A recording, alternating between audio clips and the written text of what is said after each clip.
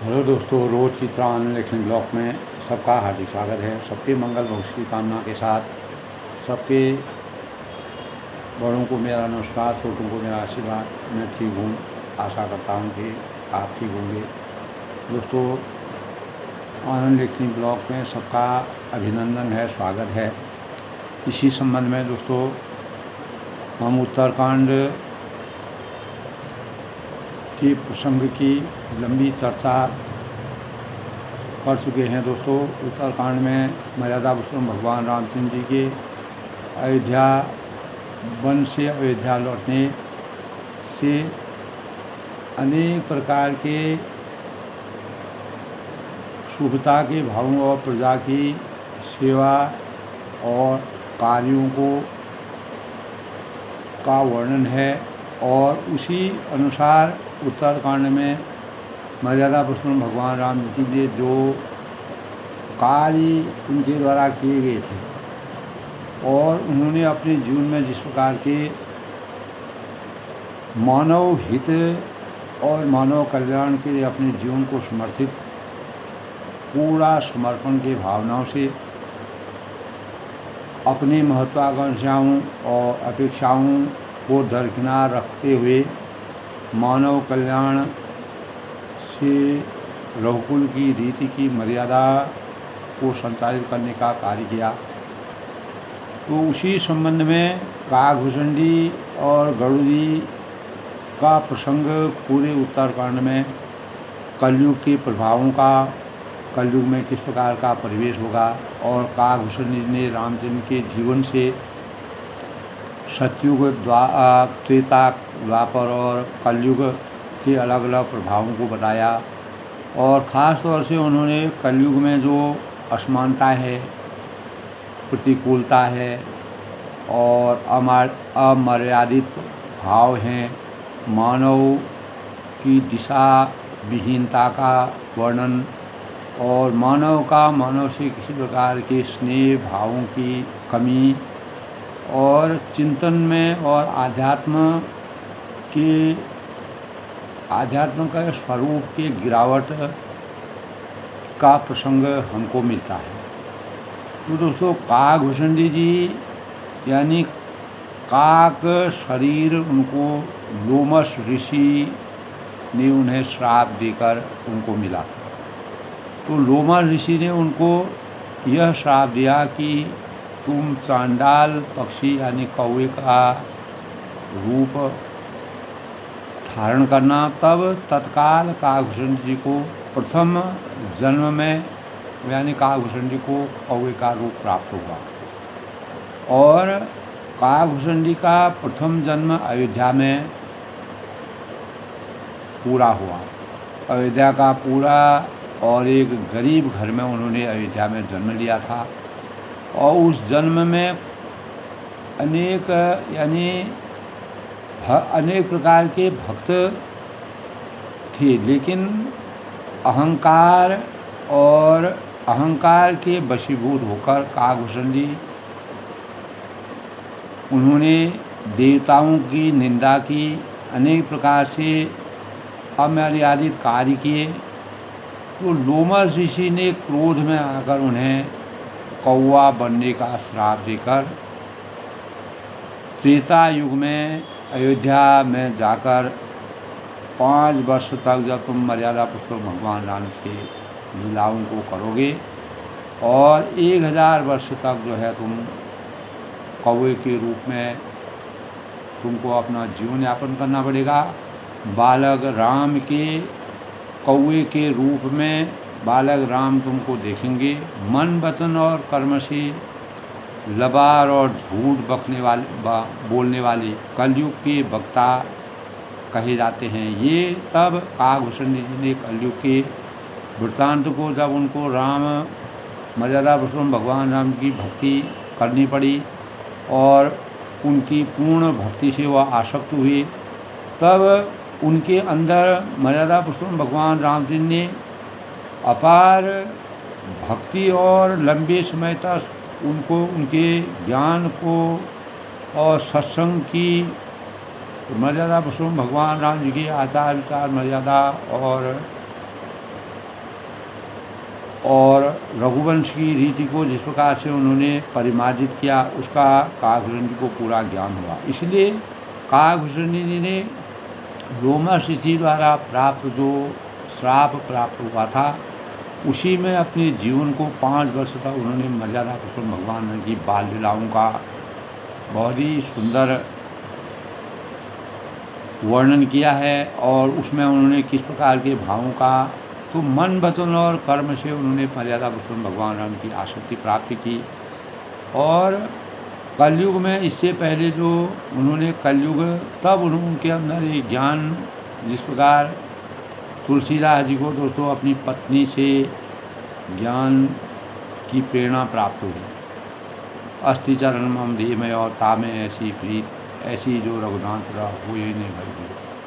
यानी मेरे चरणों की इस प्रकार की जो प्रीति तुम्हारी है, अगर यह प्रीति जो है जब वो अपने ससुराल मायके को जा रही थी तब तुलसीदास जी का इस प्रकार का प्रकरण है उनके जीवन का, तो उनकी पत्नी ने इस प्रकार के भाव कहे तो वहीं से उनके अंतःकरण में प्रेरणा के भावों से ज्ञान की प्राप्ति का शुरुआत हुआ, जिसके परिणाम स्वरूप वह राम भक्त बन गए और परम ब्रह्म परमेश्वर मर्यादा भगवान राम जी को उन्होंने आराध्य के रूप में उन अपने साहित्य की रचना की और आराध्य के रूप में भगवान शिष्य के रूप में तुलसीदास जी ने मर्यादा पुरुषोत्तम भगवान का पूजन और पूरा रामचरितमानस की रचना की।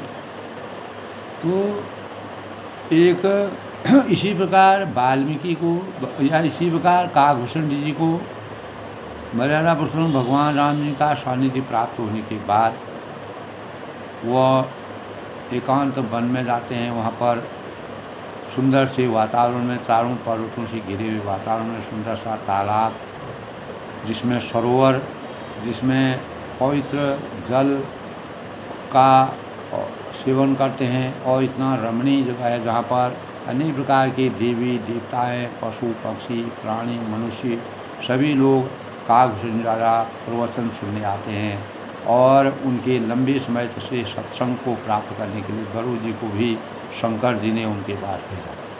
तो गरुड़ जी के अंतःकरण में जब संशयों का आविर्भाव हुआ, अनेक प्रकार के संशय हुए, मोह ममता में वह लिपटे हुए थे, तो उनके मोह को दूर करने के लिए शंकर जी ने काकभूषण जी के सत्संग में भेजा। तब काकभूषण जी पूरे संपूर्ण उत्तरकांड में गरुड़ जी को समझाते हैं और इस कलयुग के महान पापों का जो भंडार इस कलयुग में है उन पापों से मुक्ति प्राप्त करने का रास्ता बताते हैं। तो दोस्तों आज का पंचांग की पहले शुरुआत करते हैं। आज का पंचांग आज 1 अक्टूबर 2024 आश्विन माह की कृष्ण पक्ष की अमावस्या तिथि आज है दोस्तों। और राशि यानी आज जो है यह 9:39 रात्रि तक रहेगी और इसका समाधान यानी जो समाधान या शुरू आज जो है 3 अक्टूबर तक यह रहेगी और 12:24 तक। और पंचांग के अनुसार दोस्तों सर्व पितृ अमावस्या 2 अक्टूबर को मनाई जाएगी और इसमें सभी पितरों को पितृदेवता 16 दिन के पितरों के पितृ विसर्जन के रूप में पितरों को नमन किया जाएगा और उनके विसर्जन की सब लोग अपने अपने पितरों को याद करने का दिन है। तो कई मामलों में दोस्तों महत्वपूर्ण यह दिन माना गया है। और सूर्य इस समय कन्या राशि में प्रवेश करेंगे और शुक्ल योग 2:17 तक है अपराह्न। उसके बाद ब्रह्म योग यानी करण विधि 8:22 तक, बाद में यानी शकुनी 9:39 बाद में चतुष्पाद यानी आज का दिन बहुत ही शुभ फलदायक माना जाता है। अश्लेषा नक्षत्र या पूर्वा फाल्गुनी नक्षत्र का योग रहेगा। चंद्रमा आज सिंह राशि में प्रवेश करेंगे। तो पितृ विसर्जन दोस्तों 2 अक्टूबर 2024 को माना गया है। आज मंगलवार का दिन है। भगवान हनुमान जी की पूजा करने का विधान है। मंगल ग्रह में अनेक प्रकार के चमत्कारिक चीज़ों का भंडार है और हनुमान जी शक्ति के प्रतीक के रूप में माने जाते हैं। इसलिए मंगल ग्रह और हनुमान जी मंगल ग्रह के स्वामी माने गए हैं। आज के अभिजीत मुहूर्त की बात करें दोस्तों 11:52 से 12:39 तक, और आज के अमृतकाल की बात करते हैं दोस्तों 8:03 से 9:48 तक। ब्रह्म मुहूर्त आज दोस्तों 4:13 से 5:02 तक। आज का राहु काल, इसके दौरान किसी प्रकार के शुभ कार्य को करना वंचित माना गया है 3:09 से 4:38 तक। और सूर्य आज 6:14 पर उदय होंगे और 6:07 तक अस्त होंगे। इस प्रकार दोस्तों आज के शुभ पंचांग का विधान है। तो मंगलवार की प्रकृति दोस्तों उग्र होती है और यह दिन हनुमान जी को और मांगलिक कार्यों और ज्योतिष के अनुसार मेष और वृश्चिक राशि के स्वामी मंगल माने गए हैं और इनका वार भी मंगल ही है। कुंडली में मंगल की अच्छी स्थिति, भाई है, मित्र है और रिश्तेदारों से संबंध अच्छे माने जाते हैं। और जातक उच्च पद पर आसीन, जो मंगल जिनका उच्च का होता है तो उनको अच्छे पद पर आसीन हुए लोग रहते हैं। यह दिन ब्रह्मचर्य का दिन माना जाता है। यह दिन शक्ति के संचार का द्योतक है, शक्ति का प्रतीक है। इसलिए हनुमान जी ने अपने जीवन में श्री गुरु चरण सरोज निजन मगर सुधार, वर्णो रघुबर विमल सौ जो दायक प्रचार, बुद्धिहीन तन जानकी सुमिरो पवन कुमार, बल बुद्धि विद्या दे हुई हरम कलिका। तब उन्होंने मर्यादा पुरुषोत्तम भगवान राम से की। और इसीलिए दोस्तों मंगलवार को हनुमान चालीसा का पाठ पढ़ा जाता है। और प्रभु चरित्र सुनबे को रसिया, राम लखन सीता वन बसिया, सूक्ष्म हृदय से दिखावा, विकट रूप धर लंग जावा, भीम रूप धर असु सहारे, सिया राम के का सहारे, लाई सजीवन लखन जी आई, श्री रघुनाथ हर्ष लाई, रघुवत गिनी बहुबड़ाई, तुम मम प्रिय भरत संभाई, सहज वदन तुम रोज जस गावे, अष्कई श्रीपति कंठ गावे। तो इस प्रकार दोस्तों हनुमान चालीसा तो एक जगह कहा है, साधु संत के तुम रखवारे, होत न आज्ञा बिन पैसारे, सब सुख रहे तुम्हारी शरणा, तुम रक्षा काहू को रहे, संकट कटे मिटे सब पीरा, जो सुमिरे हनुमत बलबीरा, जय जय जय हनुमान गोसाई, कृपा करो गुरुदेव। यह सदबार पाकड़ जोई, छूटे बन्नी मास होई, जो यह पढ़े हनुमान चालीसा, होई सिद्धि साकी गौरी। तुलसीदास सदा हरती राखी, जय नाथ जय। तब कहा है पवन तनय संकष्ट हरण, पवन तनय संकष्ट हरण, जो पवन के तनय हैं वह समस्त प्राणियों के संकटों को हरण करें। मंगल मूर्ति रूप, जो मंगल मूर्ति के कारक हैं, राम लखन सीता सहित, जिनके हृदय में मर्यादा पुरुषोत्तम भगवान राम जी हमेशा राम लक्ष्मण और सीता जी विराजमान रहती हैं, हृदय बसों स्वरूप और लंबे समय तक। और उनका निश्चय प्रेम प्रतीत से विनय करें सम्मान, ते कार्य सकल शुभ सिद्ध करे हनुमान। तो इस प्रकार दोस्तों, इस प्रकार हनुमान जी की, हनुमान मंगल को जन्मे, मंगल ही करने, मंगलों के कारक माने जाते हैं, शुभता के कारकों के द्योतक माने गए हैं। और मंगलवार को दोस्तों हनुमान चालीसा का पाठ अवश्य करना चाहिए। और हनुमान कृपा शक्तिशाली, बुरी शक्तियों और हमारे अंदर शक्ति का प्रसार करते हैं, शक्ति को संचित करते हैं। और मन रूपी दर्पण को पवित्र करने से श्री रघुवीर जी की निर्मल यश का वर्णन हनुमान जी करते हैं। और चारों फल धर्म अर्थ काम मोक्षी को देने वाले परमात्मा, नाशय रोग हरे सबीरा, जगत नियंत्र हनुमत बलबीरा, अष्ट सिद्धि नवनिधि के दाता, असबर नहीं जान माता,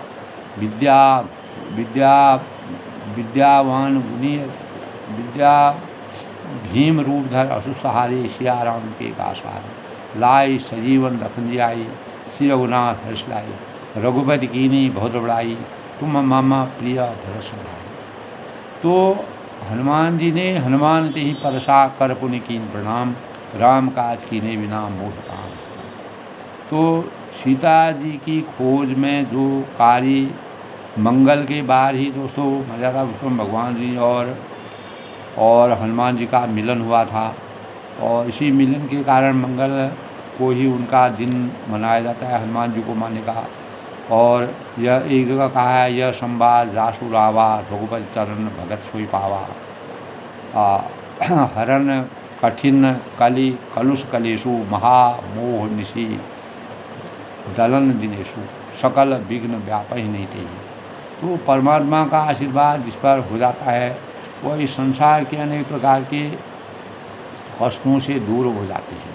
तो मार्कंडेय पुराण के अनुसार पहले संपूर्ण जगत में दोस्तों प्रकाश था। जब ब्रह्मा जी के मुख से ओम प्रकट हुआ तब जो है सूर्य की जो है सूर्य का प्रारंभिक स्वरूप माना जाता है। तो मंगल देव हनुमान जी ने अपने जीवन में मर्यादा पुरुषोत्तम भगवान राम जी के कार्यों को करने के लिए अनेक प्रकार के रूप रखे। ब्राह्मण वेश में वह रहे, विभीषण से मित्रता की और सीता जी को का पता लगाया।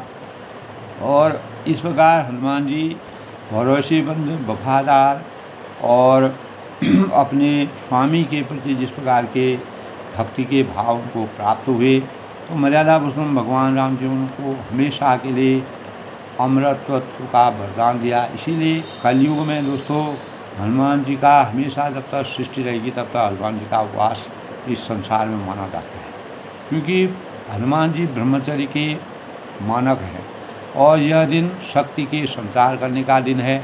और हमारे शास्त्रों में हनुमान जी की शक्ति का बड़ा सुंदर वर्णन है।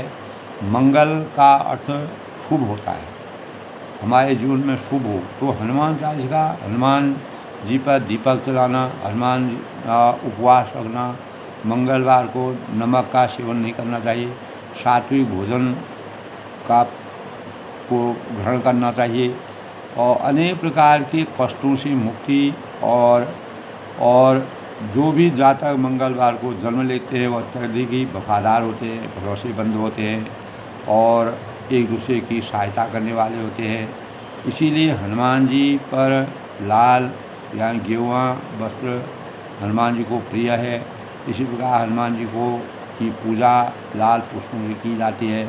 हनुमान जी का पूजन करने से, माला अर्पित करने से और दीपक जलाने से, तो हनुमान जी का और हनुमान चालीसा का पाठ करना और सुंदर कांड का पाठ करना, क्योंकि राम ने मिलहि हनुमान बिना, हनुमान ने मिलहि श्री राम के बिना। श्री राम की कृपा के बिना हनुमान हमको नहीं मिल सकते हैं। जब तक हमको जिस प्रकार गुरु के ज्ञान के कारण अभाव में हम परमात्मा की प्राप्ति नहीं कर सकते हैं, उसी प्रकार हनुमान जी की प्राप्ति के बिना हम रामचंद्र को प्राप्त नहीं कर सकते। और ऐसे ही जब रामचंद्र जी को हम प्राप्त करना चाहते हैं तो हनुमान जी की शरण में हमको जाना पड़ता है। तो इस प्रकार मंगलवार जो है हनुमान जी को प्रिय है और हनुमान चालीसा का पाठ करना, हनुमान और मंगलवार को व्रत और स्तुति करना और हनुमान जी का स्मरण करना, उनकी तो अनेक प्रकार के हमारे जीवन में शक्ति का सृजन होता है, हमारा ज्ञान संचार होता है।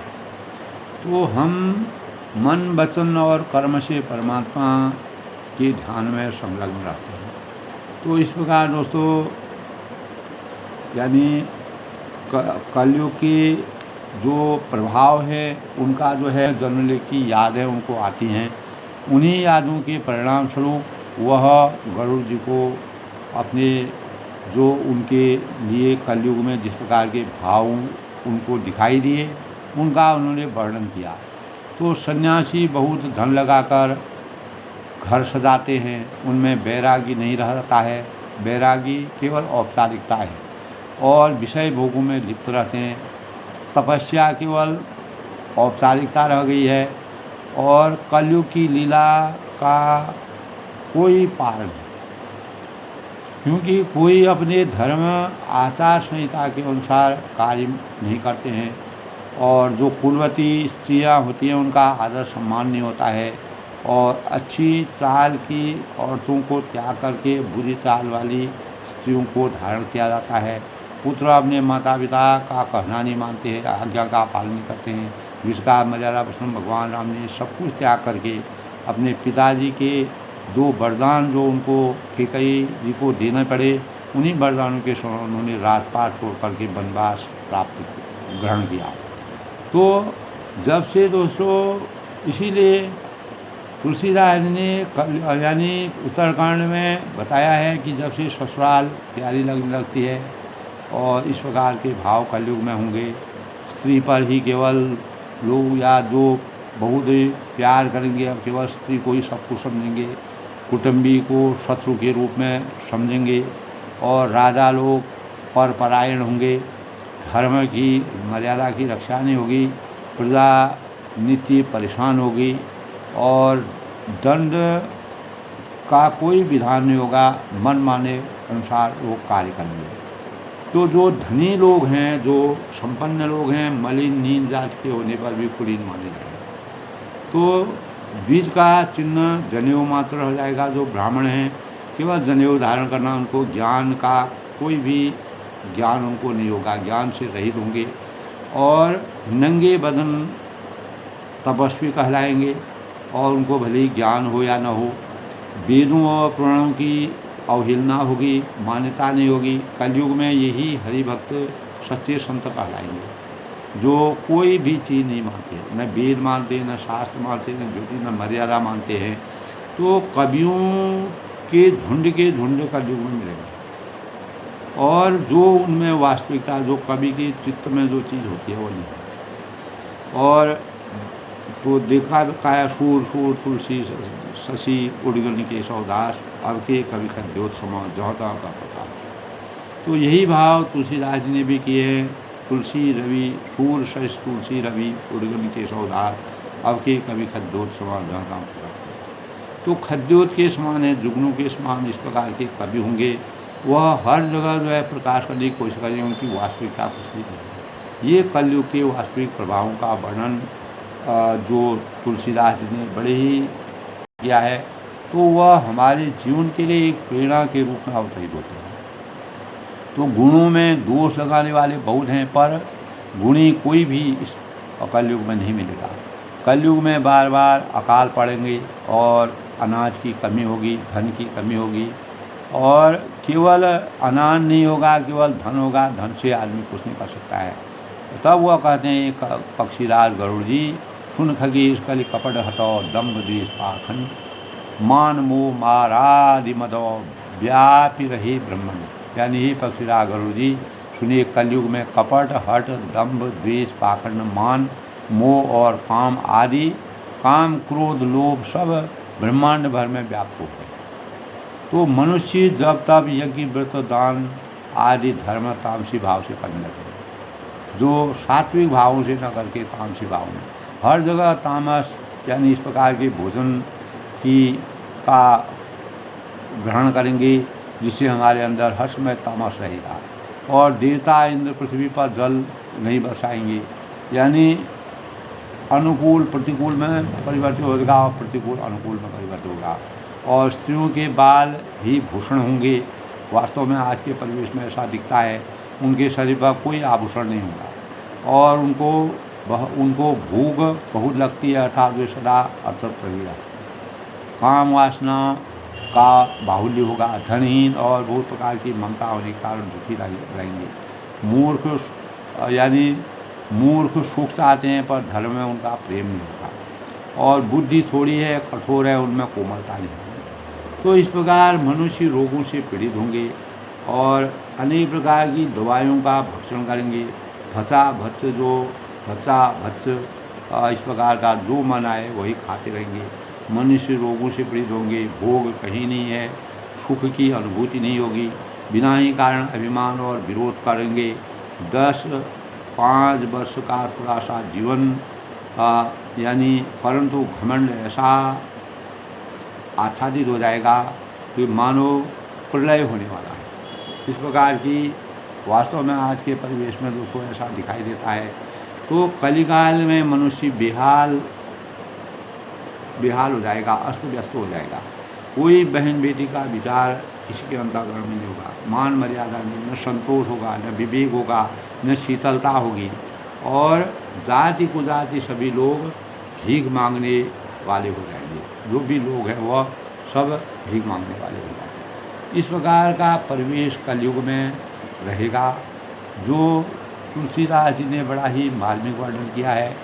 तो दोस्तों, काकभूषणी जी के अंतःकरण में जो परमात्मा के प्रति श्रद्धा थी, तो जी इस जगत में दोस्तों प्रेम की दिशा के बदल जाने का नाम है। प्रेम श्रद्धा जो है प्रेम की दिशा बदल जाने का नाम है। तो हनुमान जी को जो श्रद्धा प्राप्त हुई, और काकभूषणी जी जो है श्राप मिलने के बाद जब उनके अंदर ज्ञान प्रकट हुआ, उसी ज्ञान के परिणाम स्वरूप जब उन्होंने 5 साल तक लंबे समय तक जो है मर्यादा पुरुषोत्तम भगवान रामचंद्र जी जब त्रेता में अवतरित हुए, तब उनके जीवन वृत्तांत का अनुसरण किया, तभी वह उनमें अपार ज्ञान का संचार हुआ और उनके अंतःकरण में परमात्मा के प्रति सदाभाव का सघन है। तो यही सदाभाव प्रेम जब संसार की ओर बहता है तो इंद्रिय मुख में तृप्त हो जाता है और आसक्तियों में उलझता है और वासना बन जाता है। वही प्रेम जब चेतना की ओर चल पड़ता है तो वासनाओं से परे चला जाता है, तो परमात्मा को समर्पित हो जाता है, तो श्रद्धा बन जाता है। तो तर्क दिखने में बड़ी बात करता है पर बड़े कमज़ोर आधार पर खड़ा होता है। दोस्तों, तर्क का उद्देश्य अहंकार की रक्षा करना है। अगर हम और यही काकभूषणी जी के जीवन की शुरुआत थी जब उन्होंने अहंकार उनके अंदर आया था, जब उनको लोमश ऋषि ने श्राप दिया था, और इसीलिए तर्क रोज बदल जाते हैं। श्रद्धा का पथ अहंकार को मिटाने के लिए प्रारंभ होता है। तो काकभूषणी जी को ये अंतःकरण में जब तक श्रद्धा प्राप्त नहीं हुई, पैदा नहीं हुई, तब तक उनका अहंकार समाप्त नहीं हुआ, इसीलिए वह शाश्वत माना गया है। और उस पर चलने का साहसी बिरले ही लोग जुटा पाते हैं। काकभूषणी जी को इतना श्राप मिलने पर भी उन्होंने कौवे के रूप में 100,000 साल तक उन्होंने कौवे के रूप में जन्म लेकर के बार बार रामचंद्र के जीवन का चित्रण किया, उनकी भक्ति की, सेवा की, और उनके आर पार उनके इर्द गिर्द ही वो रहते थे। इसीलिए स्वयं को मिटाकर चलने का साहस रखना प्रत्येक मानव का कर्तव्य है। मात्र वही इस पद का प्रतीक बन पाता है। और हम आसक्तियों में, राग में, द्वेष में, कामनाओं में, अहंकार में, जो कलयुग के प्रभाव यानी काकभूषणी ने गरुड़ जी को बताए हैं, स्वयं को ढूंढने का निरर्थक प्रयास हम करते हैं। कस्तूरी कुंडल विषय मृग ढूंढे बनमाए, ऐसे घटकर राम हैं दुनिया देखे माँ।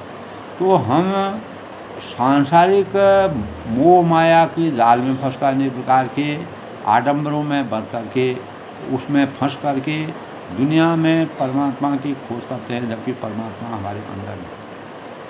तो अपने अंदर जो है सही निरीक्षण हमको अपने चित्त का निरीक्षण करना पड़ेगा। तो दोस्तों, इसी परिणाम स्वरूप हम परमात्मा को ढूंढने का प्रयास करते हैं। पड़ोस मोहल्ले में रहते हैं, परमात्मा हमारे भीतर में तो है, उसे ढूंढने के लिए भीतर उतरने की आवश्यकता है। हमको अपने अंतःमन में, और संसार को पाने के लिए तर्क की भाषा जाननी पड़ती है। तो परमात्मा से मिलने के लिए श्रद्धा के बोल जरूरी है। श्रद्धा के जगत में आँखों की नहीं, हृदय की ज़रूरत होती है। जब हमारा हृदय द्रवित होगा, हृदय में मधुरता आएगी, और कोई भी चीज़ होती है जब वह तपती नहीं है, तब तक उसमें वास्तविक उसके अंदर के प्रभावों का ज्ञान नहीं होता है, उसमें क्या क्या चीज़ है। तो दोस्तों, हृदय की ज़रूरत है। वहाँ अंधा होना, आँख वाला होना, जो अपने अहंकार को नष्ट करने की ताकत रखते हैं वो सुरमा ही सधा सकते हैं और वह साहसी वीर ही भक्त शिरोमणि बन सकते हैं, जो मर्यादा पुरुषोत्तम भगवान राम जी को बहुत प्रिय है। तो इस प्रकार दोस्तों, इस प्रकार आज के प्रसंग में अबला कज भूषण भूरि सुधा, धनहीन दुखी ममता बहुधा, सुख चाहे मूल न धर्म रता, मति थोरि कठोर न कोमल। अबला कच भूषण भूरि सुधा, धनहीन दुखी ममता बहुधा, सुख चाहे मूल न धर्म रता, मति थोरि कठोर न कोमलता। यानी स्त्रियों के बाल ही भूषण है, उनके ये कलयुग का प्रभाव है, उनके शरीर पर कोई आभूषण नहीं रहा। और उनको धनहीन दुखी ममता बहुत, उनको भूख बहुत लगती है, अर्थात वे सदा अतृप्त ही रहते। सुख चाहे मूल न धर्म रता, वे धनहीन और बहुत ही प्रकार की ममता होने के कारण दुखी रहते हैं, अनेक प्रकार के मायावी बंधनों में जकड़े हुए हैं। और मति थोड़ी कठोर न कोमलता, वे मूर्ख सुख चाहते हैं पर धर्म में उनका स्नेह नहीं है, प्रेम नहीं है। और बुद्धि थोड़ी है और कठोर है, उसमें कोमलता नहीं। मति थोड़ी, बुद्धि थोड़ी है और कठोर है, वो भी कठोर है। मति थोड़ी कठोर न कोमलता, और उसमें कोई कोमलता नहीं। तो मानवता के गुणों का बिल्कुल भी ज्ञान नहीं होगा। तो नर पीड़ित रोग न भोग कही, अभिमान विरोध आकार ही, लघु जीवन संबद पंचदशा, कल्पांत नाश गुमान। तो मनुष्य रोगों से पीड़ित अनेक प्रकार के विभिन्न प्रकार के रोग होंगे, भोग कहीं न होगा, बिना ही कारण अभिमान और विरोध हो करते होंगे। 10-5 वर्ष का थोड़ा सा जीवन है, परंतु घमंड ऐसा होगा कि मानो कल्पांत होने पर भी उनका नाश नहीं होगा। यानी 4 दिनों की चांदनी फिर अंधेरी रात। दोस्तों, यह जीवन एक चक्रव्यूह की तरह है। हम शून्य में पैदा होते हैं, शून्य में ही चले जाते हैं। न हम कुछ लाते हैं और हम कुछ ले जाते हैं। ये गीता के उपदेश भी हमारे जीवन में हैं और वास्तव में ये सत्य भी है, क्योंकि कोई भी मानव हाथ पसारे आता है, यानी मुट्ठी बांधे आता है, हाथ पसारे चला जाता है। तो इस प्रकार के प्रसंग जब हमारे अंतःकरण में आते हैं तो हमें अनेक प्रकार के जो महत्वाकांक्षी हैं, अपेक्षाएँ हैं, धन जुटाने की शक्ति है, वो हमारे जीवन में हमेशा के लिए समाप्त हो जाती है। अगर कलिकाल बिहाल किए मनुजा, नहीं मानत को अनुजात अनुजा। कलिकाल ने मनुष्य को बेहाल और अस्त व्यस्त कर दिया है, दुर्दशा कर दी है मानव की। और नहीं मानत को अनुजात अनुजा, कोई न बहन को मानता है, न बेटी को मानता है, न विचार मानता है, न लोगों में संतोष है, न सुख है। नहीं तोष विचार न शीतलता, न विवेक है, न शीतलता है। और सब जाति कुजाति भई मगता, जाति कुजाति सभी लोग भीख मांगने वाले हो गए। इसकी इतनी दुर्दशा हो गई है कि अनुकूल प्रतिकूल में बदल गया है, प्रतिकूल अनुकूल में, यानी उल्टा हो गया। ईर्षा परसाक्षर लोलुपता, भरी पूरी रही समता विकला। सब लोग वियोग विशोक गए, वर्णाश्रम धर्म आचार गए। यानी ईर्ष्या है, यानी दाह है, कड़वे वचन है, लालच है, भरपूर हो। इस प्रकार के, यानी जब यदा यदा ही धर्मस्य ग्लानिर्भवति भारत, यानी जब गलत चीज़ों की वृद्धि होगी, धर्म की हानि होगी, ईर्ष्या बढ़ेगा, कड़वे वचन बोलेंगे, लालच बढ़ेगा, ममता बढ़ेगी, मोह बढ़ेगी, अभिमान बढ़ेगा, अहंकार बढ़ेगा, तो समता हमारे जीवन से हमेशा अस्त हो जाएगी। और सब लोग वियोग और विशेष शोक में डूब जाएंगे। किसी का भी अस्त्र न सही खाना मिलेगा, न जल मिलेगा, न वायु मिलेगी, न सूरज की रोशनी मिलेगी। सब लोग वियोग विशोक गए, वर्णाश्रम धर्म आचार गए। यानी सब लोग वियोग और विशेष शोक में भरे हुए हैं। कलयुग का ऐसा वातावरण है वर्णाश्रम धर्म के आचरण नष्ट हो गए।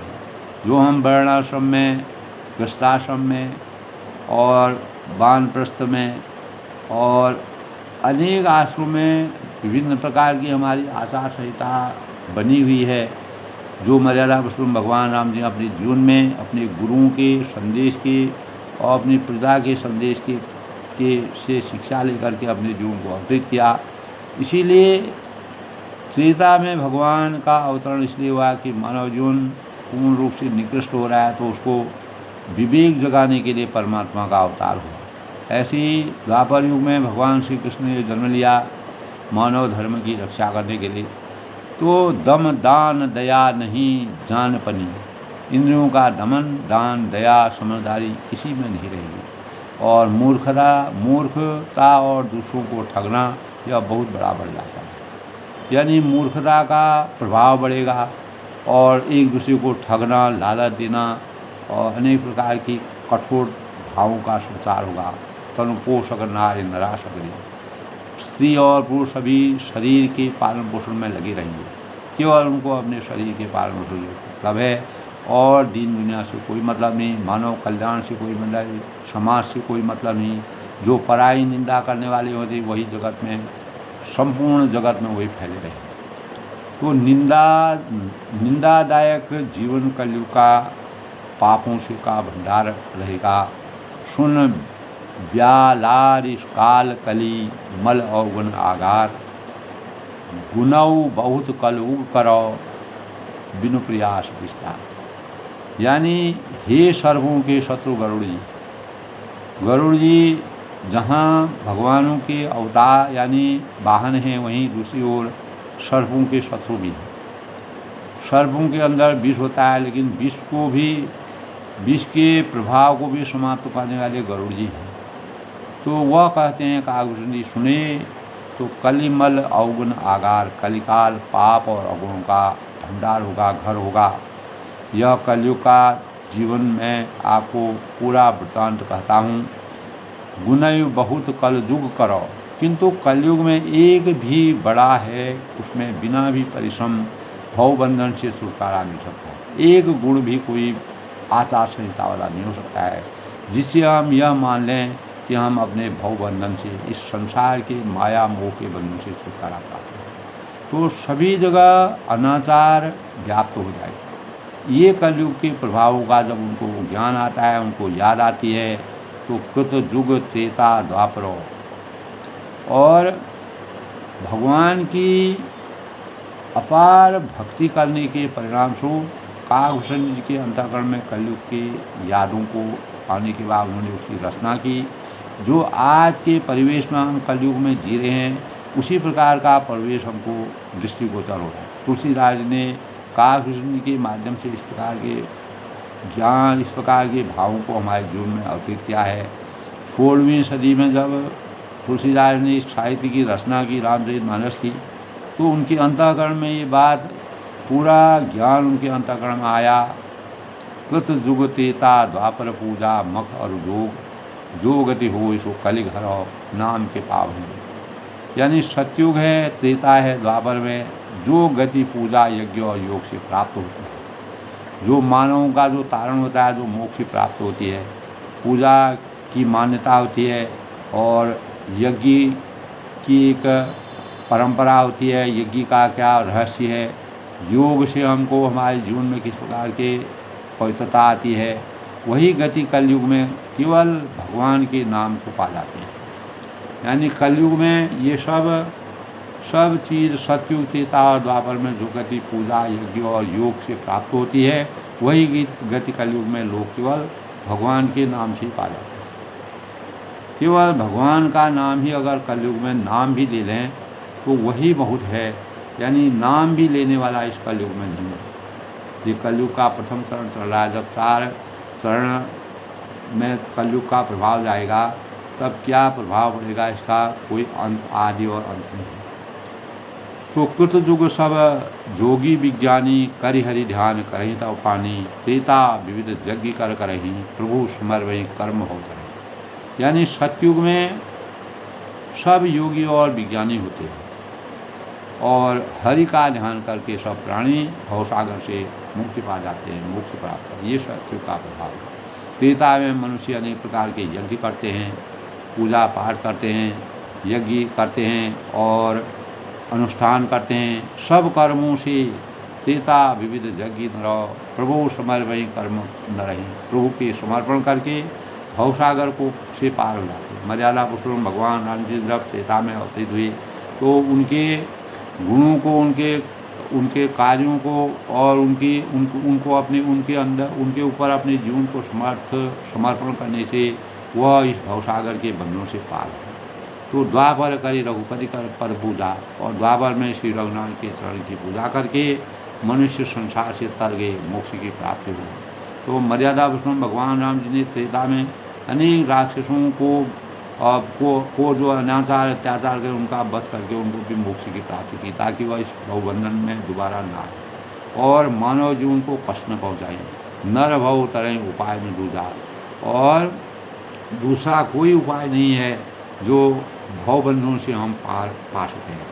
और कलयुग केवल हरि गुणगाह, कलयुग में केवल हरि की गुणगाथाओं का गान करने से ही मनुष्य भवसागर की था पाए, यानी भवसागर से पार हो जाते हैं। एक ही अगर कोई इस कलयुग में केवल नाम मात्र भी ले, परमात्मा का नाम भी ले, उनकी मूर्ति को देखें, उनके आकार का भी ध्यान करें, तब भी वह इस पापों से दूर हो सकता है। तो कलयुग योग न यज्ञ न ज्ञान, तो कलयुग में न योग होगा, न यज्ञ होगा, न ज्ञान होगा। वास्तविक ज्ञान की पराकाष्ठा से आदमी दूरी बनाए रखेगा। और एक आधार राम गुणगान, और केवल श्री राम जी का गुणगान, जो मर्यादा पुरुषोत्तम भगवान राम का ध्यान सच्चे मन से ध्यान करेंगे, वही आधार कलयुग में रह जाएगा। न जप रहेगा, न योग रहेगा, न तप रहेगा, केवल परमात्मा का नाम मात्र ही कलयुग के लोगों का आधार रहेगा। और ऐसे सारे भरोसे लगाकर सभी लोग परमात्मा के भरोसे रहकर किसी प्रकार के कर्म बंधनों से मुक्त होकर और श्री राम जी को ही भजते हैं और प्रेम से उनके गुण समूह को गाते हैं। तो कर्म के भावों से हमको अपने जीवन में हम अच्छे कर्म करें, नेक कर्म करें, सन्मार्ग का अनुसरण करें, तब हम भगवान का नाम लें तो हमको वास्तविक शक्ति और ज्ञान तभी प्राप्त होता है। क्योंकि त्रेता युग में जब भगवान रामचंद्र जी की भक्ति थी, योग था, तप था, जप था, ध्यान था, तो सोई भवतर कछु संशय नाही, नाम प्रताप प्रकट कलि माही। वही भवसागर से तर जाता है जिसमें कुछ भी संदेह नहीं है। तब गरुड़ जी से कहते हैं, कागभूषण जी, इतना करने पर भी कोई भगवान का नाम भी ले जाता है तो इस भवसागर से वह हमेशा के लिए तृप्त हो जाता है। और नाम प्रताप प्रकट कलि माही, इसमें कुछ भी संदेह नहीं कि नाम का प्रताप, परमात्मा का मर्यादा पुरुषोत्तम भगवान राम के प्रताप से, उनके यश से, उनकी कीर्ति से कलयुग में प्रत्यक्ष रूप में वह दिखाई देते हैं। कल कर एक पुनीत प्रतापा, कलयुग का एक भी पवित्र प्रताप महिमा होती है।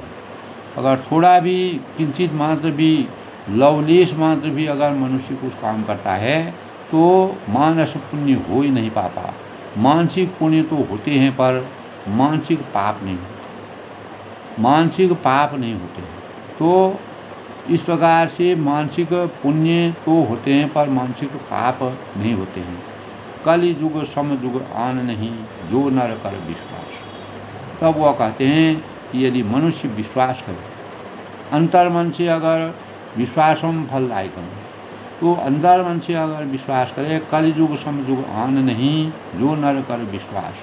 जो कलयुग में समान, कलयुग के समान दूसरा युग नहीं है, कलयुग के समान और कोई दूसरा युग नहीं है। यदि मनुष्य इस कलयुग में विश्वास करे और तो गाय राम गुण गण विमल हो। अगर क्योंकि इस युग में श्री राम जी की निर्मल गुणगान का समूह गाकर मनुष्य बिना ही परिश्रम संसार रूपी समुद्र से कर जाता है। ये कलयुग के प्रभाव। यानी परमात्मा के ध्यान में अगर हम कलयुग में अपने कर्म भावों को करते हुए परमात्मा का नाम लें तो वो हमारे लिए सोने में सुहागा हो जाता है कलयुग में इस प्रकार। क्योंकि कलयुग में परमात्मा को वास्तविक भक्ति के लिए कोई है ही नहीं। तो प्रकट चार पद धर्म के कलिमहु एक प्रभाव। तब वो कहते हैं कि धर्म के 4 चरण होते हैं, सत्य है, दया है, तप है और दान। तो प्रकट 4 पद धर्म के जो 4 चरण हैं उसमें सत्य है, दया है, तप है और दान है। और कलि महु एक प्रधान। और ये चार जो है चरण हमारे धर्म के मुख्य हैं, जिनमें से ये 4 प्रसिद्ध हमारे जीवन में हैं, जिनमें से कलि महु एक प्रधान, जिनमें से कलि में एक दान रूपी चरण ही प्रधान। अगर हम कलिकाल में दान की पराकाष्ठा को सर्वोपरि रखें तो यही हमारे लिए एक दान रूपी, यही हमारे लिए एक भक्ति का माध्यम रह जाएगा, यही प्रधानता रह जाएगी। जेन केन विधि दीने दान, जिस किसी प्रकार से भी हम दिए जाने वाली दान कल्याण करते हैं, और जैसे भी हम दान को करना सीखते हैं, धर्म और सत्य, दया, तप और दान प्रसिद्ध है। और जिनमें से कलि में एक भी दान रूपी शरण ही प्रधान। अगर हम लोगों का कल्याण करें, दीन है, हीन है, जो परेशान हैं, उनकी आत्माओं को, मर्यादा पुरुषोत्तम भगवान राम जी त्रेतायुग में जन्म लेकर के कितने लोगों का कल्याण किया, अनेक ऋषियों का, मुनियों का और तपस्वियों का, ध्यानियों का, प्रबुद्ध लोगों को जिस प्रकार से और दीनहीन लोगों को जिस प्रकार से उबारा। तो वही भाव अगर कलयुग में थोड़ा भी अगर अपने ज्ञान को इन प्रकार अपनी विधि, अपनी प्रधानता को समझें और धर्म के 4 चरण जो हम अपने जीवन में लाते हैं, सत्य बोलना, दया के भाव रखना, तप के भावों को रखना, दान करना, तो ये 4 चीज़ें प्रसिद्ध हैं। इनमें से कलि में एक केवल दान रूपी चरण ही प्रधान है, और जिस किसी प्रकार से भी दिए जाने पर दान ही कल्याण कर सकता है। अगर हम किसी भी भाव से अगर दान पुण्य के मान को बढ़ाएं तो कलयुग के लिए यही सबसे बड़ा सार्थक है। तो परमात्मा की प्राप्ति का रास्ता वाल्मीकि व काकभूषण जी ने गरुड़ जी को पूरे विस्तार के साथ वर्णन किया। और कलिकाल में हम थोड़ा भी परमात्मा का नाम लें, ध्यान लें, तब भी हमारा जीवन समर्थवान जा सकता है। हम अपने मानव धर्म को अपना सकते हैं, मानव जीवन को सुख का जीवन यापन कर सकते हैं, और अपने जीवन में अपार शांति का एहसास कर सकते हैं। तो यानी संतोषम परम सुखम की अनुभूति हमको तब होगी जब हम एक दूसरे की सहायता करेंगे, लोक कल्याण करेंगे। कलयुग में भी अनेक प्रकार के आचार विचार हैं जिससे हम मानव सेवा कर सकते हैं, धर्म की सेवा कर सकते हैं, दया भाव कर सकते हैं, दान पुण्य कर सकते हैं। तो हमारे अंदर इस प्रकार के भावों का सृजन परमात्मा की हमको आराधना करनी चाहिए कि हमको इसी ओर, तभी कहा है तुम्हें माता पिता तुम्हें वो, तुम्हें बंधु सखा तुम्हें वो, तुम्हें विद्या ध्रुवणम तुम्हें वो, तुम्हें सर्वम देखो। तो भगवान राम जी को ही यानी सब कुछ मानते हुए अपने कर्म भाव में हम संतप्त रहेंगे। अनेक कर्म भाव में अगर हम संलग्न रहेंगे तो हमारा जीवन चरितार्थ होगा और हम मानवता के सही धर्म के पुजारी होंगे, अपने जीवन को सार्थक बनाने में कामयाब होंगे। दोस्तों, आज के प्रसंग में काकभूषण ने गरुड़ जी को जिस प्रकार के कलयुग के प्रभावों से बचने के लिए जो उपाय बताए, उनके बारे में हमें निरंतर उनका अध्ययन करना चाहिए, उनके बारे में शोध करना है, उनका अनुकरण करना चाहिए। तभी हम अपने जीवन को कलिकाल में सुखमय यापन कर सकते हैं। और अपनी वाणी को विराम देते हुए सबके मंगल हो उसकी कामना।